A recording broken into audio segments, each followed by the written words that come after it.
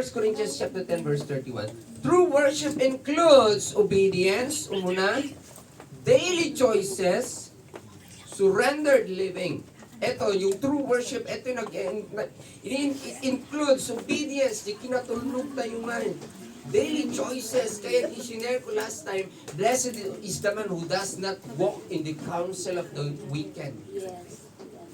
Blessed is the man who does not walk in the counsel of the wicked. Yung everyday choices natin.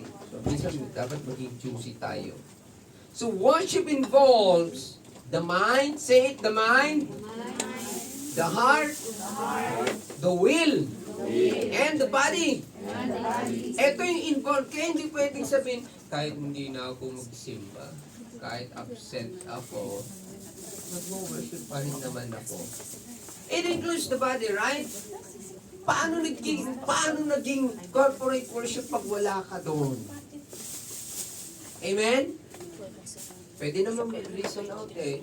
Kahit naman sa atin, nandun ang Lord. God is omniscient. Who knows it? God is omnipotent. He is all-powerful. God is present everywhere. So, dito na lang ako mag-worship. Ganun ba yun? No. You have to present your body. So, nandun yung mind, heart, will, and the body. Eto. That's why when we worship, sometimes we are happy. Mga Jacob, okay lang mag-smile mag-isa. Noon parang tabu, yung nag-i-smile ka mag-isa. Nariyan kayo, Mr. Amen? Sino kayo mag-i-smile, EJ Bass? Huwag lang nakatingin sa cellphone at kasi baka hingiit ka yung cellphone. So okay lang. Kasi this is the representation na the body is doing, expressing. We express our honor. Expressing honor. As we honor God, kasali yung physical bodies natin. True worship begins when a person recognizes God's infinite worth. Amen. Amen? Agrugi, tapno saan tayo nga matitikaw, tapno saan kayo, para yung mga ginagawa nyo, ito ha, isa sa mga goal ko dito, maisip nyo na kahit pala yung paghuhugas ng plato, paggawa doon, kahit wala kayo dito sa church, that is worship. Amen? Kasi you think about Him. Every time that you serve, of course, ang iniisip natin, gagalitak tatlong tikas dati sahod ko. Pero the deeper sense of it, you are doing this for the glory of the one who created you. Palapakan natin ang ating Panginoon. Come on! So, worship. Ito yung pinanggalingan ng salitang worship in English. It comes from the word worship. His worthiness, meaning ascribing worth to the one who created us. Amen? Worship is the act of giving God the honor, love, trust, and obedience He deserves. Yes. And of course, music is only one expression. Yes. Not the whole worship itself, yung worship. Kahit pagtitinda. Yes. Amen? Amen. Amen? Amen. Kahit pagtitinda, ura dyan panagra. Di sobrang sambat tan, Pastor Edwin. Ura dyan chainsaw ka ti kayo. Worship nga tada dyan. Yes. Huwag lang illegal, Pastor.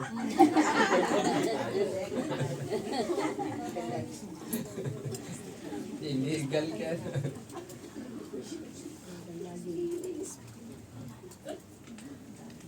Music is just one expression. Okay, tignan natin. True worship must be in spirit and in truth. Ito. Nung dinefine ng Lord, ang ating Panginoon ng true worship, sabi niya, John chapter 4, verse 23 and 24, true worshipers will worship the Father in spirit and in truth. For the Father is seeking such worship. Yun yung hinahanap ng ating Panginoong Diyos, yung in spirit and in truth.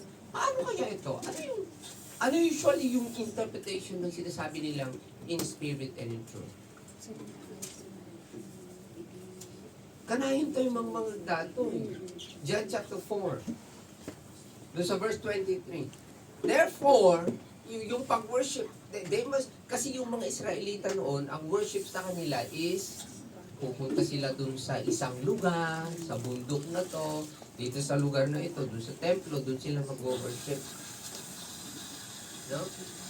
Pero sabi ng ating Panginoon, sabi niya, oh, the Father is looking for true worshipers. Hindi lang religious. Hindi lang religiously doing that. Kundi yung true worshipers. Wherein, true worshipers, they are connected. Their spirit is connected to the Spirit of God. Amen. Naiintindihan nila kung ano yung pinagagawa ng Lord. More than singing. Amen? More than doing these things. Ito yung mas malalim na sense ng worship. Naiintindihan natin yung buong buhay natin. Amen?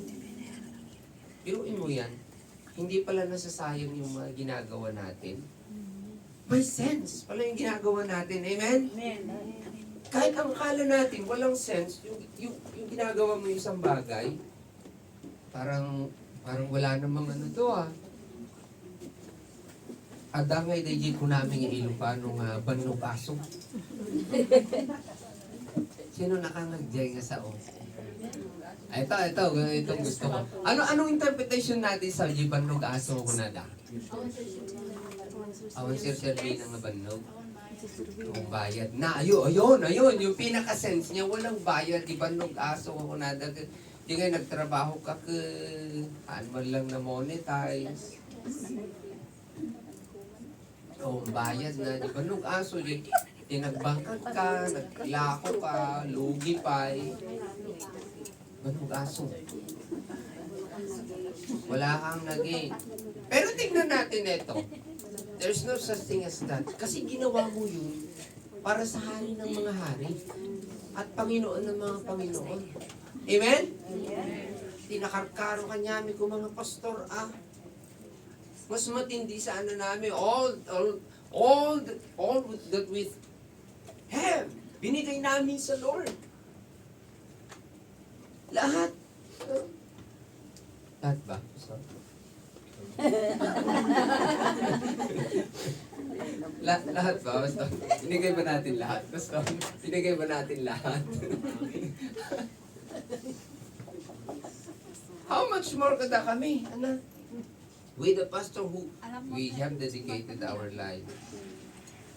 There is no such thing as Giban Nogaso kasi we know that the recipient of the things that we are doing is the Lord Himself. Amen!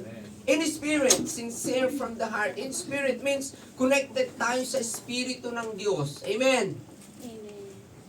Hindi lang dun sa physical. In truth, according to God's word, God's truth. Isu nga napatid. Isu nga biblical dante, whatever you do it for the glory of God. Alam niyo yung instruction ng Lord? Alam niyo yung instruction ng Lord through Apostle Paul kay Timothy? Di ba niyo kunana? Ibagam ka dagitoy. Dagiti. Nung nagbigay ng instruction, si Apostol Pablo, in-instruction niya da, kayo nga ina. Ano sabi niya? Sa mga asawang babae. Okay? Honor your husband. Sa mga asawang lalaki, kinuman niya. Ano niya kunana di asawang lalaki?